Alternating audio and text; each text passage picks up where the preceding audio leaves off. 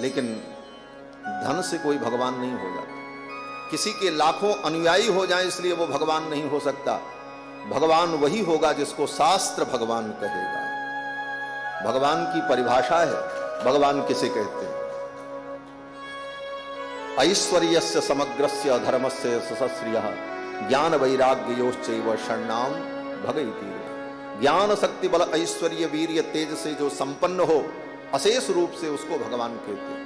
और अब तो उनके अनुयायियों ने अन्य संप्रदायों की भी आलोचना प्रारंभ कर दी।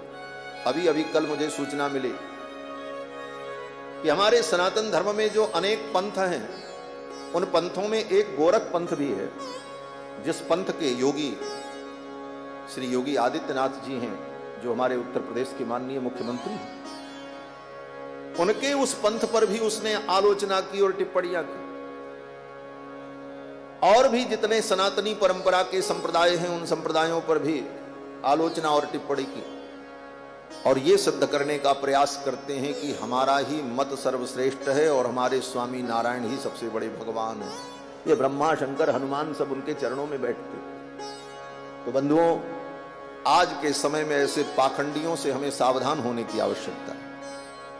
समय रहते अगर हिंदू समाज ऐसे पाखंडियों से सावधान नहीं हुआ तो सनातन धर्म के ऊपर बहुत बड़ा खतरा होगा। गोस्वामी तुलसीदास जी ने पहले ही लिखा है, दंभिन निज मति कल्प कर प्रकट किए बहु पंथ। दंभी लोग कल्पना करके ऐसे अनेक मत और पंथ प्रकट करेंगे जिसके द्वारा सनातन धर्म दूषित होगा। तो ऐसे दंभियों से, स्वामी नारायण के इन पाखंडियों से व्यक्ति को दूर रहने की आवश्यकता है। मैं बहुत सत्य कह रहा हूं और बहुत कटु सत्य कह रहा हूं, और इससे भी ज्यादा जानना हो तो आप एक पुस्तक पढ़ लेना, परमार्थ प्रकाश। वृंदावन के परम उद्भट विद्वान अनंत श्री विभूषित स्वामी श्री विश्वक्सेनाचार्य जी महाराज, अभी 2 महीने पहले उनका परम पद हो चुका है। उन्होंने आज से 10 वर्ष पहले उसके पाखंड का उजागर किया है। बड़ी मोटी किताब है जिसमें सारा इतिहास लिखा हुआ है, इनके झूठ का पुलिंदा। वो पुलिंदा उसमें आप सबको मिल जाएगा। तो कहने का मतलब, ये प्रसंग आ गया इसलिए मैंने कहा कि भगवान कृष्ण के समय में भी ऐसे नकली भगवान, वो पौंड्रक अपने आप को कहता था मैं भगवान हूं, और पत्र लिखा द्वारिकाधीश को कि तुम अपने को भगवान कहना छोड़ दो, ये चक्र धारण करना छोड़ दो। भगवान ने कहा अब तो पानी सिर से ऊपर हो गया। भगवान रथ लेकर के चल पड़े और पहुंचे पौंड्रक के नगर में, और जाकर के भगवान ने पौंड्रक से कहा, पौंड्रक तू कहता है कि मैं असली भगवान हूं और मैं चक्र धारण करना छोड़ दूं, तो लो मैं अपने चक्र को छोड़ रहा हूं, अगर तुम भगवान हो तो इसे संभाल लेना। ऐसा कह करके भगवान ने अपना सुदर्शन चक्र छोड़ा, और उस सुदर्शन चक्र ने पौंड्रक का शिरच्छेद कर दिया। पौंड्रक का भगवान ने वध किया। काशी नरेश आ गए लड़ने के लिए। काशी नरेश को भी भगवान ने मार डाला। काशी नरेश का सिर काट करके भगवान ने काशी में फेंक दिया। काशी नरेश के पुत्रों ने अपने बाप का सिर देखा तो सब रोने लगे। काशी नरेश के पुत्रों ने काशी के विद्वान ब्राह्मणों को बुला करके तांत्रिक यज्ञ करवाया भगवान कृष्ण को मारने के लिए। तंत्र विद्या का प्रयोग। एक कृत्या प्रकट हुई, वो कृत्या द्वारिका के लिए चल पड़ी। भगवान कृष्ण के ऊपर कृत्या को भेजा। कृत्या चली, लेकिन भगवान का सुदर्शन चक्र प्रकट हो गया और भगवान के सुदर्शन चक्र ने कृत्या को भस्म कर दिया। और फिर भगवान का सुदर्शन चक्र काशी के लिए चल पड़ा। जब काशी के लिए भगवान का सुदर्शन चक्र चल पड़ा तो काशी में विराजमान भगवान भूत भावन शशांक शेखर कपाल माली भगवान शिव ने पार्वती से कहा, देवी चलो यहां से। बोले कहां चलें? अपना घर छोड़ करके। बोले अभी तो चलना पड़ेगा। क्यों? बोले द्वारिकाधीश अपने सुदर्शन चक्र के द्वारा काशी का दाह करने जा रहे हैं, इसलिए काशी छोड़ देने में ही भलाई है। भगवान शंकर पार्वती को लेकर काशी छोड़ करके चले गए। निन्ने बन्ने व काशी दवसिख जटिल ज्योतिषा ये न दाहम कृत्या वृत्या विलिल्ले सलभ सुलभया यत्र चित्र प्रभावे रुद्रोप्यद्रेर दुहित्रा गिरि गहन गुहा यद भयादभ्ययासी। भगवान शंकर पार्वती को लेकर काशी छोड़ करके चले गए। काशी को भगवान ने अपने सुदर्शन चक्र से दग्ध कर दिया, जला दिया। दग्धा वाराणसीम सर्वाम विष्णोश्चक्रम सुदर्शनम। भगवान के सुदर्शन चक्र ने, चक्रराज ने संपूर्ण काशी को जला करके भस्म कर दिया।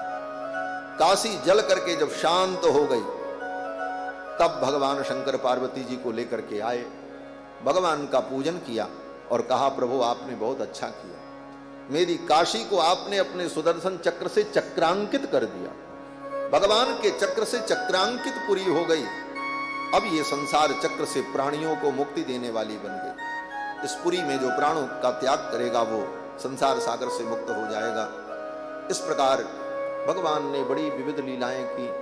अब कहां तक मैं आपको सुनाऊं। श्री बलराम जी ने द्विविध नाम के बानर का वध किया है। दुर्योधन की बेटी लक्ष्मणा के स्वयंवर में भगवान के पुत्र सांब पहुंच गए। सांब का वरण कर लिया दुर्योधन की बेटी ने। दुर्योधन ने कहा, मैं अपनी बेटी का विवाह कृष्ण के साथ नहीं करूंगा। भगवान कृष्ण के पुत्र सांब को बंदी बना लिया। बलराम जी को पता चला, बलराम जी छुड़ाने के लिए गए। बलराम जी ने दुर्योधन को संदेश भेजा, मेरे भतीजे को और बहू को विदा कर दो। तो दुर्योधन ने तैश में कहा, जाकर के कह दो ये यदुवंश की जूतियां अब भरत वंश के सिर पर बैठना चाहती। उस समय भी राजाओं के वंश में अपना अपना मान था, और वास्तव में भरत वंश तो कौरव का वंश, क्षत्रियों का सर्वश्रेष्ठ वंश था। दुर्योधन ने कहा, ये यदुवंशियों का इतना साहस, ये जूतियां मेरे सिर पर बैठेंगी। आकर के दूत ने ऐसा ही भगवान बलराम को बता दिया। बोले वो तो ऐसा बोल रहा। बलराम जी ने कहा, उसकी ऐसी औकात, उसने जूती कहा तो अब ये जूतियां सिर पर ही पड़ेंगी। बलराम जी को भी क्रोध आ गया। बलराम जी ने अपना हल उठाया, हस्तिनापुर के एक किनारे लगाया और ऐसे थोड़ा सा पुश किया मारा। बलराम जी ने कहा, आज पूरी हस्तिनापुरी को खोद करके गंगा में फेंक दूंगा, काम ही खत्म हो जाएगा। ज्यों ही बलराम जी ने अपना हल लगा करके थोड़ा खींचा, धड़ाम धड़ाम बड़े बड़े शिखर टूट टूट करके गिरने लगे, प्रासाद गिरने लगे। लोग दौड़ पड़े। दुर्योधन को पता चल गया। दुर्योधन आया, आकर के बलराम जी के चरणों में गिर पड़ा। बोले, महाराज अपने चेले का सर्वनाश क्यों करना चाहते? ये दुर्योधन बलराम जी का चेला था महाराज, उसको गदा युद्ध सिखाया था बलराम जी ने। दुर्योधन ने कहा, महाराज आप अपने चेले का सर्वनाश क्यों करना चाहते हैं? तो बलराम जी ने कहा, जब चेला गुरु का ही सर्वनाश करने पर उतारू हो जाए तो फिर ऐसे चेले का सर्वनाश ही कर देना चाहिए। अब तो दुर्योधन चरणों में गिर पड़ा। बोले, महाराज क्षमा करें। बोले, चुपचाप जाओ और मेरी बहू को और मेरे भतीजे को सानंद सम्मान पूर्वक विदा करो। दुर्योधन ने बात मान ली और भगवान के पुत्र शांब का विवाह दुर्योधन की बेटी से। दुर्योधन भगवान कृष्ण का सगा समधी है महाराज, लेकिन भगवान ने अपने समधी का पक्ष नहीं लिया, अर्जुन का पक्ष लिया, क्योंकि अर्जुन के पक्ष में धर्म था। यतो धर्मस् ततो जयः। धर्म के पक्ष में ही रहना चाहिए। धर्म जिधर हो उधर जो व्यक्ति रहता है उसी को कीर्ति और यश की प्राप्ति हो। महाभारत युद्ध में भगवान ने पांडव का पक्ष लिया, क्योंकि धर्म पांडव के पक्ष में था, दुर्योधन के पक्ष में धर्म नहीं था। और महाभारत युद्ध में भगवान ने पांडवों का पक्ष लेकर के पृथ्वी के भार को समाप्त किया है। आगे बहुत सारी कथाएं हैं। भगवान ने सुदामा जैसे विपन्न ब्राह्मण पर कृपा की।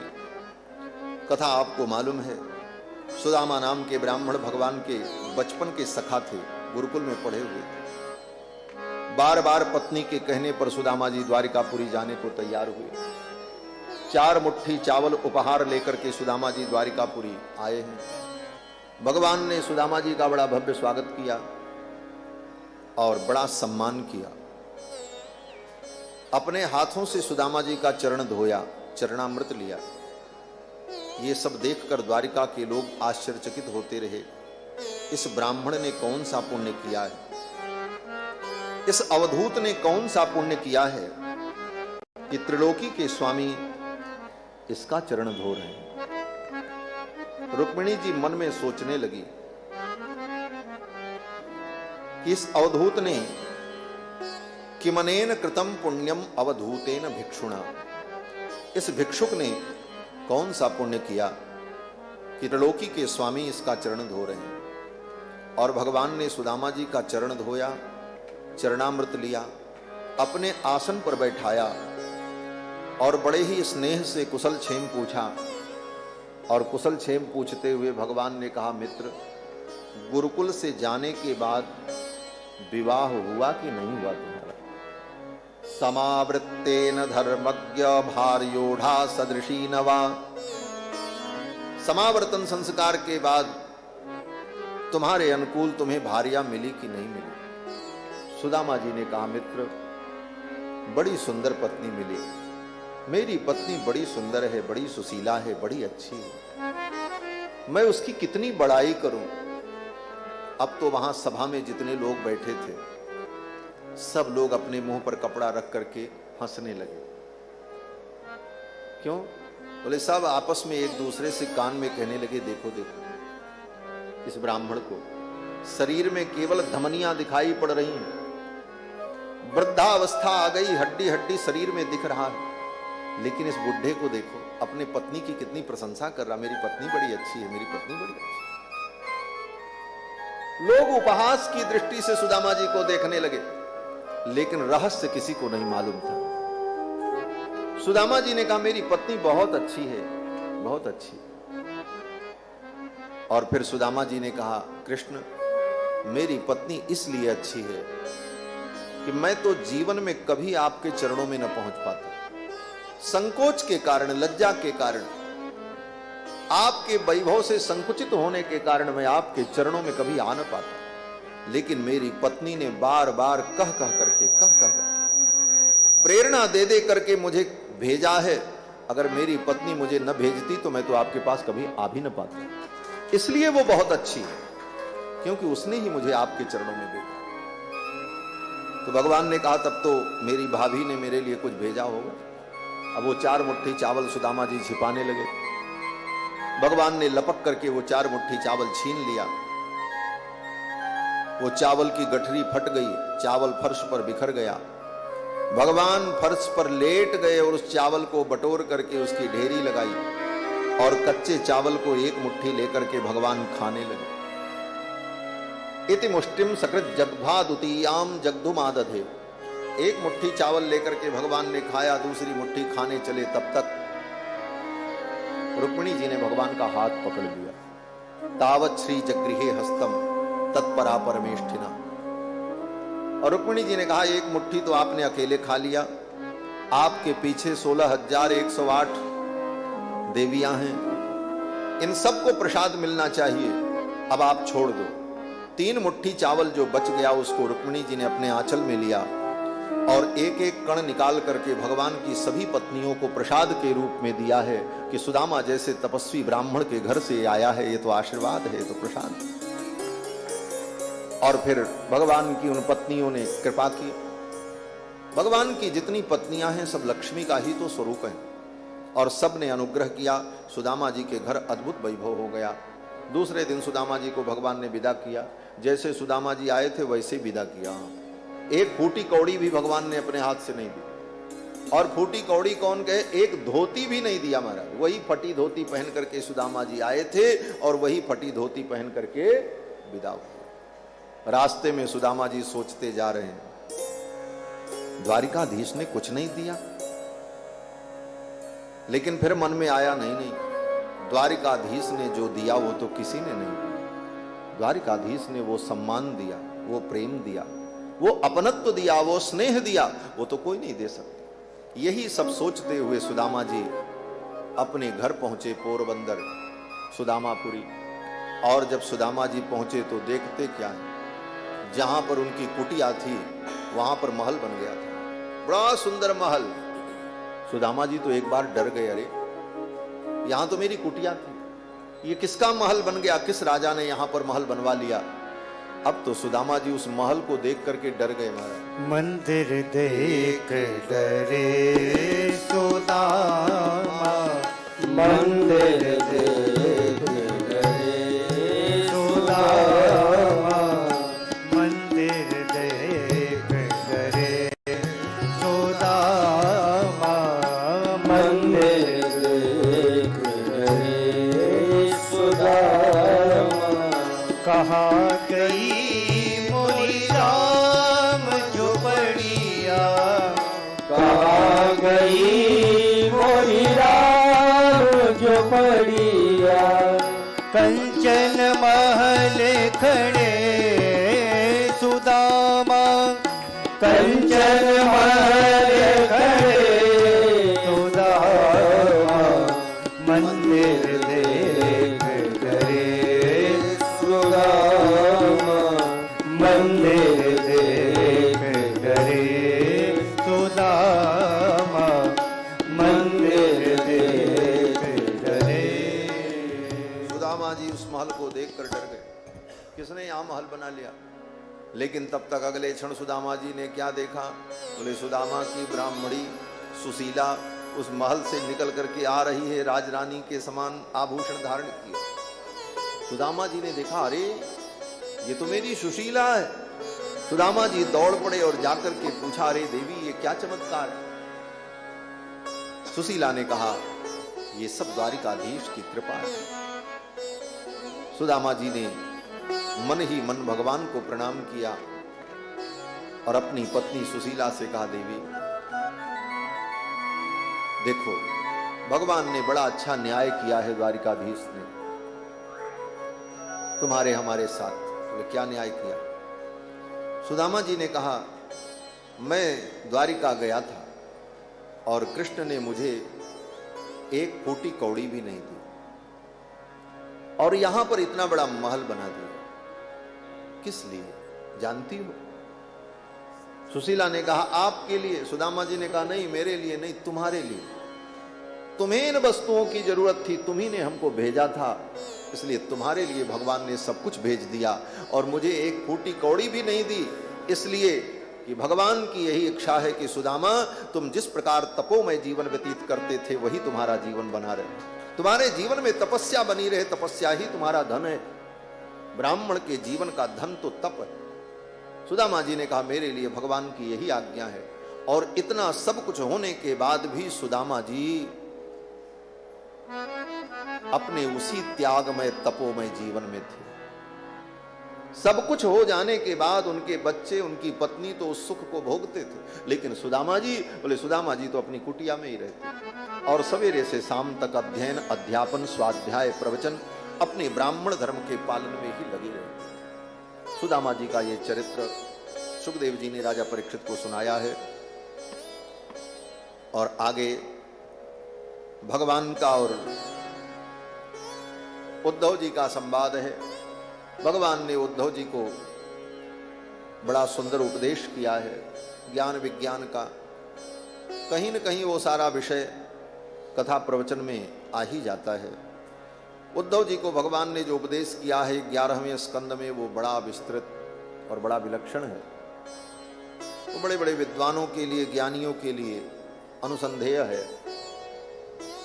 और उद्धव को उपदेश देकर के भगवान ने उद्धव को बद्रिकाश्रम के लिए विदा कर दिया और ब्राह्मण के शाप को कारण बना करके भगवान ने यदुवंश का संहार करवाया।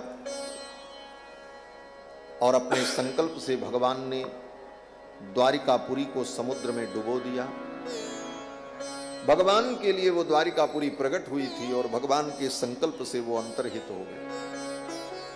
भगवान का जो निज महल था वही बचा, बाकी द्वारिका डूब गई। जो वर्तमान द्वारिका है वो केवल भगवान का निज महल है बस। पूरी द्वारिका तो 12 योजन में थी और 12 योजन का मतलब एक योजन में 4 कोस होता है, तो 48 कोस, और एक कोस में 3 किलोमीटर होता है, तो 48 का 3 गुना कर दें तो जितना हो, अर्थात 142 किलोमीटर लंबी चौड़ी। इतना बड़ा तो बंबई भी नहीं होगा। 142 किलोमीटर लंबी चौड़ी द्वारिकापुरी भगवान, जिसमें केवल भगवान का महल बचा, बाकी सब कुछ समुद्र ने डुबो दिया। और जरा नाम के व्याध के बाण को निमित्त बना करके भगवान ने अपनी लीला का संवरण किया। भगवान का जो रथ था, जो उनके अस्त्र शस्त्र थे, वो अचानक आकाश में गायब हो गए। जैसे आकाश से प्रकट हुए थे वैसे ही चले गए। बलराम जी भी शेष रूप धारण करके समुद्र में प्रविष्ट हो गए और समुद्र से सुतल लोक में चले गए। इन सब लीलाओं का वर्णन सुखदेव जी ने राजा परीक्षित को सुनाया और अंत में सुखदेव जी ने राजा परीक्षित से कहा, राजन अब तुम भगवान का ध्यान करो। 7 दिन बीत गए हैं, अब तुम्हारा अंतिम क्षण आएगा और ब्राह्मण के शाप के अनुसार तक्षक आएगा, लेकिन तुम डरना मत। राजन तुम मरिष्येति पशु बुद्धि मिमाम जहे। हे राजन तुम मरोगे, ये पशु बुद्धि। ये कभी मत सोचना कि मैं मरूंगा, शरीर मरेगा, तुम तो आत्मरूप हो, इसलिए मृत्यु का भय त्याग दो। ये सब कहकर श्री सुखदेव भगवान जाने लगे। जब सुखदेव जी जाने लगे तो राजा परीक्षित ने सुखदेव जी के चरणों में प्रणाम किया और कहा कि सिद्धोस्मि अनुगृहीतोस्मि भवता करुणात्मना।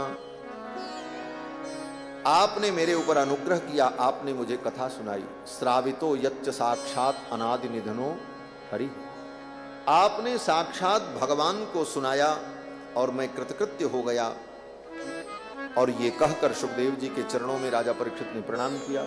सुखदेव जी जैसे आए थे उसी प्रकार विदा हो गए। सुखदेव जी के चले जाने के बाद तक्षक नाग आया और तक्षक नाग ने राजा परीक्षित के शरीर में अपना मुख लगाया। उसी समय राजा परीक्षित का शरीर जल करके भस्म की ढेरी बन गया। महाराज परीक्षित को परम गति की प्राप्ति हो गई। बाद में परीक्षित के पुत्र जन्मेजय ने सर्प सत्र किया है। उस सर्प सत्र में हजारों लाखों सर्पों को यज्ञ कुंड में हवन कर दिया। आस्तिक नाम के मुनि ने आकर के समझाया कि अब इससे कोई लाभ होने वाला नहीं, जिसको मरना था वो तो मर गया, अब दुनिया के सारे सर्पों को भी मार डालो तो महाराज परीक्षित लौट करके आने वाले नहीं। ये सब समझाया तो महाराज जन्मेजय को समझ में आ गया। जन्मेजय ने वो सर्प सत्र बंद कर दिया तो सर्प बड़े प्रसन्न हुए। सर्पों ने कहा, आस्तिक मुनि ने हमको बचा लिया। अगर आस्तिक मुनि आज आकर के जन्मेजय को न समझाते तो जन्मेजय सर्पसत्र के द्वारा सांपों की प्रजाति को ही समाप्त कर देते। सांपों की प्रजाति अगर बची तो आस्तिक मुनि की कृपा से। तो सर्पों ने एक वचन दिया। जितने नाग थे, सर्प थे, उन सब ने वचन दिया कि जो व्यक्ति आस्तिक मुनि का स्मरण कर लेगा वह व्यक्ति सर्प के भय से मुक्त हो जाएगा। आस्तिक वचनम स्मर। पूरा याद न रहे तो इतना तो याद रखना चाहिए। आस्तिक नाम के एक मुनि, आज भी उनके नाम की महिमा है कि आपके घर में अगर कहीं से सांप आ जाए तो आप डरो मत, खाली इतना कहो कि सर्पाप सर्प भद्रम ते। हे सर्प तुम चले जाओ, तुम्हारा कल्याण हो। सर्पाप सर्प भद्रम ते आस्तिक वचनम स्मर। आस्तिक मुनि के वचन का स्मरण करो और चले जाओ। ज्यों ही आप कहोगे, आस्तिक मुनि का नाम लोगे, सांप अपने आप शांति से आपके घर से निकल करके चला जाएगा। मारने की भी जरूरत नहीं, कुछ करने की जरूरत नहीं। आज भी ऐसा है। कभी भी आप करके देखना। पूरा मंत्र याद न हो कोई बात नहीं, केवल आस्तिक मुनि को प्रणाम कर लेना। सांप दिख जाए तो इतना कह करके प्रणाम कर लो, हे आस्तिक मुनि आपके चरणों में मैं प्रणाम करता हूं। बस वो सांप आपका रास्ता छोड़ के चला जाए। आस्तिक वचनम स्मर।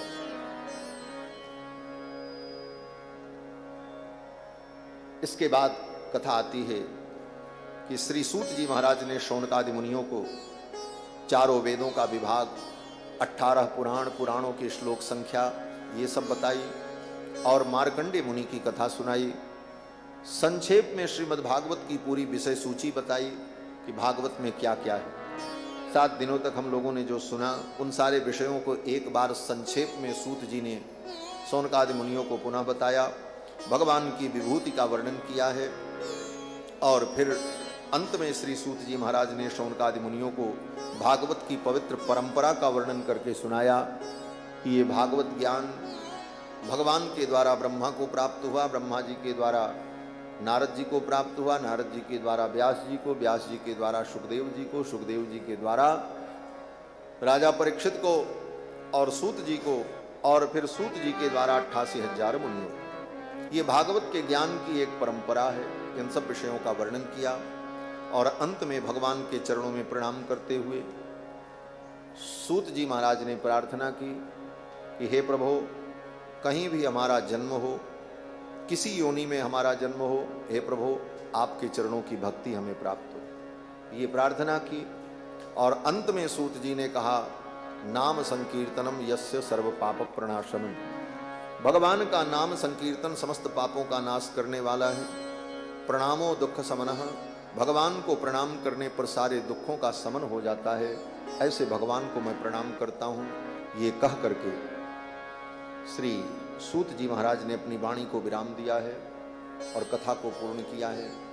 यहाँ पर श्रीमद्भागवत महापुराण का 12वां स्कंद और 13वां अध्याय और 13वें अध्याय के 23वें श्लोक में भागवत ग्रंथ पूर्णता को प्राप्त होता है। तो आइए भागवत के अंतिम इन 2 श्लोकों का उच्चारण करके हम लोग भी इस पवित्र अनुष्ठान को पूर्ण करेंगे। भगवान श्री रंगनाथ की पावन सन्निधि में भगवान लक्ष्मी नरसिंह के सम्मुख विराजमान होकर 7 दिनों तक हम लोगों ने अपनी गति और मति के अनुकूल श्रीमद् भागवत महापुराण का अनुशीलन किया। भगवत भागवताचार्य अनुग्रह से यह सुअवसर हम सभी लोगों को प्राप्त हुआ और विशेष रूप से सत्संग परिवार मुंबई के सौजन्य से, इन सब का सौजन्य था। और श्री पुरुषोत्तम केजरीवाल जी इस कार्यक्रम के मुख्य यजमान बने और हमारे श्री देवकी नंदन डालमिया जी, श्री प्रेम अग्रवाल जी, मनमोहन अग्रवाल जी, इन सब लोगों ने बड़े ही उत्साह के साथ, सबका नाम मैं कहाँ तक लूँ, जिसका नाम हम नहीं ले पा रहे हैं वो बुरा न मानेंगे महाराज, सबका नाम हम कहाँ तक लें। नाम तो, नाम से ज़्यादा महत्वपूर्ण काम होता है और काम सब ने किया। और ये कथा केवल इसलिए हुई कि अभी गत वर्ष नहीं, इसी वर्ष 2023 के जनवरी में मुंबई में कांदीवली में आराम कथा हुई थी और सत्संग परिवार के द्वारा ही आयोजित थी और उस कथा में बड़ा आनंद हुआ। उसी समय मन में ये इच्छा थी कि एक बार श्री रंगनाथ धाम में भगवान श्री रंगनाथ की सन्निधि में बैठकर कथा सुनने और सुनाने का अवसर प्राप्त हो। ये मेरी भी इच्छा थी, मेरा ही संकल्प था, मेरी इच्छा थी। उस इच्छा को मैंने व्यक्त किया तो फिर आप सब लोगों ने, सत्संग परिवार के लोगों ने विचार किया, बोले चलो फिर रंगम में ही कथा सुनते हैं। और ये योजना बन गई और श्री रंगम धाम में 7 दिनों तक हम सभी लोगों ने कथा श्रवण किया। और आज से नहीं, कई वर्षों से मेरे मन में ऐसी इच्छा थी कि एक बार ये अवसर आवे।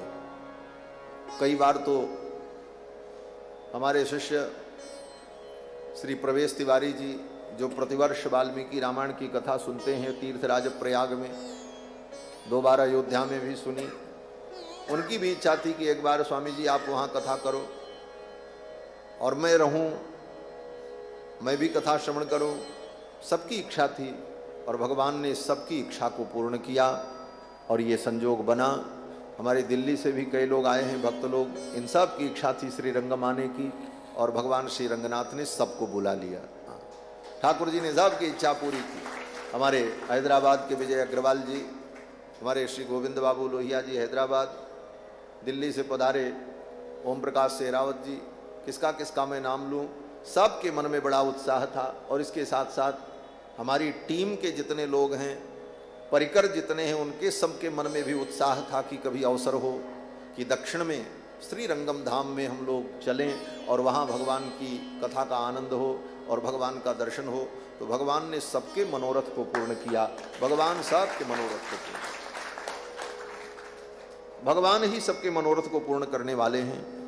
तो हमारा आपका सबका मनोरथ भगवान ने पूर्ण किया। तो भगवान के चरणों में प्रणाम करते हुए वाणी को हम लोग विराम देंगे। तो भागवत के अंतिम 2 श्लोकों का हम सभी लोग उच्चारण कर लें। पहले मैं बोलूँगा, फिर आप बोलेंगे। बोलो श्री कृष्णचंद्र भगवान की जय। भवे भवे यथा भक्ति भवे भवे यथा भक्ति पादयोस्तव जायते पादयोस्तव जायते तथा कुरुस्व देवेश तथा कुरुष्व देवेश नाथस्त्वन्नो यत प्रभो नाथस्तन्नो यत प्रभो नाम संकीर्तनं यस्य नाम संकीर्तनं यस्य सर्वपाप प्रणाशनं सर्वपाप प्रणाशनं प्रणामो दुःख समनः प्रणामो दुःख समनः तं नमामि हरिं परं तं नमामि हरिं परं हरये नमः हरये नमः हरये नमः हरये नमः हरये नमः हरये नमः। बोलो श्री रंगनाथ भगवान की की जय। श्री वृंदावन बिहारी लाल की जय। श्री भागवत भगवान की जय। श्री सुखदेव भगवान की जय। श्री भाष्यकार रामानुस्वामी जी महाराज की जय। सब संतन की जय। सब भक्तन की जय। जय जय सीताराम। भगवान श्री रंगनाथ की कृपा से सानंद 7 दिन हम सभी लोगों ने व्यतीत किया और बहुत ही आनंद का अनुभव हुआ। और आचार्यों की इस पवित्र भूमि में, पूर्वाचार्यों की इस कर्म भूमि में हम सभी लोगों को ये पवित्र अवसर प्राप्त हुआ। इसके लिए सभी को, सभी आयोजक बंधुओं को हम धन्यवाद देते हैं और सभी के लिए मंगल कामना करते हैं। और विशेष रूप से इस कथा के मुख्य यजमान श्री पुरुषोत्तम केजरीवाल जी के लिए व्यासपीठ से आशीर्वाद, मंगल कामना। दूर दूर से आए हुए समस्त श्रद्धालुओं के लिए, भक्तों के लिए भी मंगल कामना और एक ही आशीर्वाद कि भगवान के चरणों की भक्ति आपको प्राप्त हो। भक्ति प्राप्त होगी तो सब मिल जाएगा। वंशे सदैव भवताम हरि भक्ति रस्तु। आपके वंश में भगवान की भक्ति बनी रहे, आने वाली पीढ़ियों में भी भगवान की भक्ति बनी रहे, यही आशीर्वाद देते हुए, मंगल कामना करते हुए वाणी को विराम देते हैं। जय श्री सीताराम, जय श्री कृष्ण। श्रीमन्नारायण नारायण नारायण श्रीमन्नारायण नारायण नारायण श्रीमन्नारायण नारायण नारायण श्रीमन्नारायण नारायण नारायण श्रीमन्नारायण नारायण नारायण श्रीमन्नारायण नारायण नारायण श्रीमन्नारायण नारायण नारायण श्रीमन्नारायण नारायण नारायण श्रीमन्नारायण नारायण नारायण श्रीमन्नारायण नारायण नारायण श्रीमन्नारायण नारायण नारायण श्रीमन्नारायण नारायण नारायण। बोलो श्री लक्ष्मी नारायण भगवान की जय। सत्य सनातन वैदिक धर्म की जय। जय जय सीताराम। प्रणाम महाराज श्री। आज 7वें दिन की कथा पूर्ण हुई। हम सब ऐसा लगता था कि स्वर्ग में गोता लगा रहे हैं, स्वर्ग जैसा अनुभव कर रहे हैं। रंग मंदिर में दर्शन करना, रंगराज भगवान के, कावेरी में स्नान करना और भागवत कथा सुनना, इतना आनंद हो रहा था कि अब लगता है हम लोग घर कैसे जाएं। लेकिन विधि का विधान है, घर जाना ही पड़ेगा, उसी घोरक धंधे में पड़ना ही पड़ेगा। और आपका आशीर्वाद बना रहे महाराज जी, समय समय पर हमें कथा सुनाते रहें, जिससे हमें हरि याद आते रहें।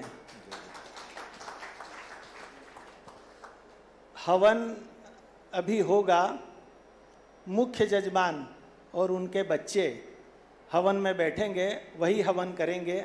हमें अगर दर्शन करना हो तो दूर से दर्शन करेंगे। क्योंकि समय का अभाव है, सबको निकलना है, इसलिए जजमान और उनके दोनों बच्चे हवन में बैठेंगे। अब मैं श्रीकांत जी खंडेलवाल जी को बुलाना चाहता हूँ, वो महाराज जी से आशीर्वाद प्राप्त करें। उनके बच्चे हेमंत जी खंडेलवाल, जिनके कारण ये कथा हो पाई है, उनके माता पिता हैं।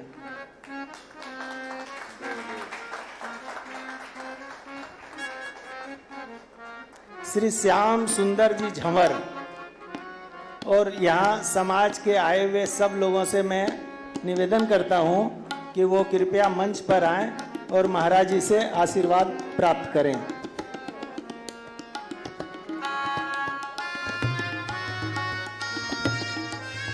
श्री श्याम सुंदर जी झंवर।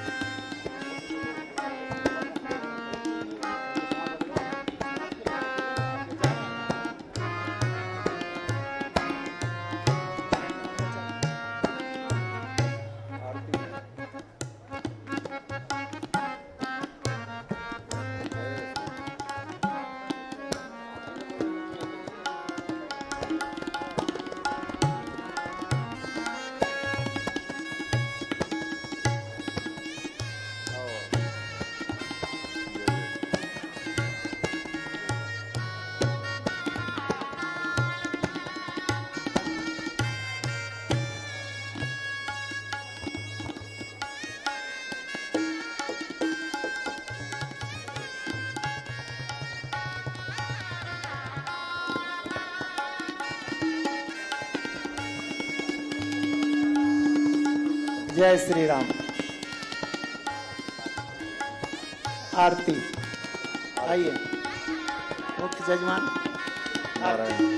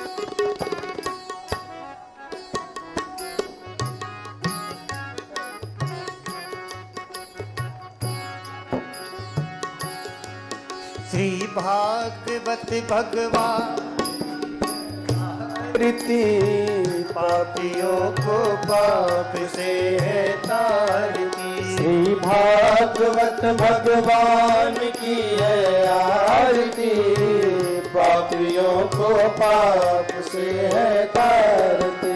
ये अमर ग्रंथ, ये मुक्ति पंथ, ये पंचम वेद निराला, नव ज्योति जगाने वाला।